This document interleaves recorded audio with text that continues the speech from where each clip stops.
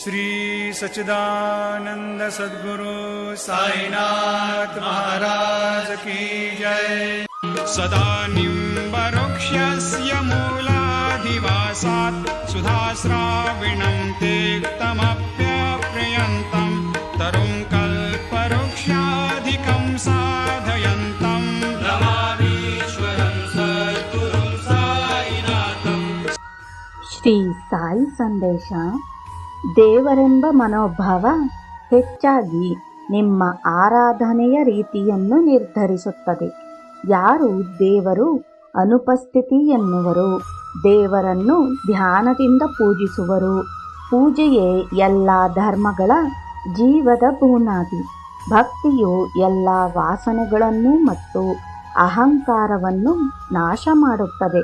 ಭಕ್ತಿರಹಿತ ಜೀವನವು ಅಪ್ರಯೋಜಕ. ನಿನ್ನ ಹೃದಯದಲ್ಲಿ ವಾಸವಾಗಿರುವ ದೈವತ್ವವು ಪ್ರಪಂಚವೆಲ್ಲವನ್ನೂ ವ್ಯಾಪಿಸಿದೆ. ನಿನ್ನ ಅಹಂ ದೇವರು ಮತ್ತು ನಿನ್ನ ನಡುವೆ ಅಡ್ಡಲಾಗಿದೆ. ಅದು ಸಮಾನ ದೃಷ್ಟಿಯನ್ನು ಮುಚ್ಚುತ್ತದೆ. ಅದು ಅಜ್ಞಾನವನ್ನು ಹುಟ್ಟಿಸುತ್ತದೆ ಮತ್ತು ನಿನ್ನ ಅಂತರಾತ್ಮದಲ್ಲಿ ವಾಸವಾಗಿದೆ.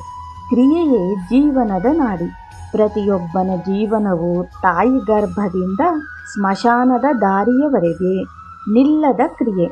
ಭಕ್ತಿ ತ್ಯಾಗ ಮನೋಭಾವದಿಂದ ಕ್ರಿಯೆಯನ್ನೆಸಗುವುದೇ ಕ್ರಿಯೆಯನ್ನು ತ್ಯಜಿಸುವುದಕ್ಕಿಂತ ಉತ್ತಮ ಮಾರ್ಗ. ನೀನು ದುಃಖದಲ್ಲಿ ಮುಳುಗಿರುವೆ, ಏಕೆಂದರೆ ದೇಹ, ಇಂದ್ರಿಯಗಳು, ಮನಸ್ಸು, ಬುದ್ಧಿ ಎಲ್ಲವನ್ನು ನೀನು ಮರುಪಯೋಗಪಡಿಸಿಕೊಳ್ಳುತ್ತಿದ್ದೀಯ. ಅಭಿಮಾನ, ಮಮಕಾರಗಳೇ ನಿನ್ನ ಬಂಧನದ ಮೂಲ ಕಾರಣ ಎಂದು ತಿಳಿ.